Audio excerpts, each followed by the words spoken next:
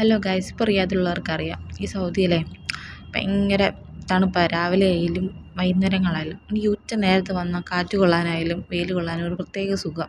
അതാണിപ്പോൾ ഇവിടെ കാണുന്നത്. ഞാൻ ഈ വരുന്ന സമയത്തുണ്ടല്ലോ, ഇവിടെ എല്ലാവരും വൈകുന്നേരങ്ങളിലായിരുന്നു എൻജോയ് ചെയ്യാൻ വരുന്നത്. ഇപ്പോൾ എല്ലാവരും ഉച്ചയ്ക്കാക്കി. കാരണം വെയിലും കൊള്ളാം, അതുപോലെ തന്നെ ടോളറേറ്റ് ചെയ്യാൻ പറ്റുന്ന ഒരു സമയം ഉച്ചനേരവുമാണ്.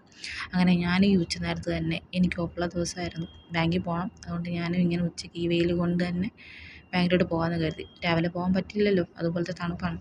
അങ്ങനെ കുറേ നേരം നിന്നപ്പോൾ ടാക്സിക്കാരനെ കിട്ടി. പുള്ളി പാകിസ്ഥാനാണ്. എന്തൊക്കെയോ പറയുന്നു, നമ്മൾ മലയാളീസിന് ഇഷ്ടമാണെന്നും മലയാളീസ് കൂടെ ഉണ്ട് കുറേ പേരെന്നൊക്കെ പറഞ്ഞു. ഞാനും തലയാട്ടി. ഒന്നും മനസ്സിലാവുന്നില്ല ചിലതൊന്നും. ചേട്ടൻ എന്നോട് ഹിന്ദിയിൽ പറയാൻ പറഞ്ഞു. ഹിന്ദി എനിക്ക് കുറച്ചേ അറിയത്തുള്ളൂ. ചേട്ടനോട് ഞാൻ ഏത് രീതിയിൽ പറയുമെന്ന് എനിക്കും അറിയില്ല.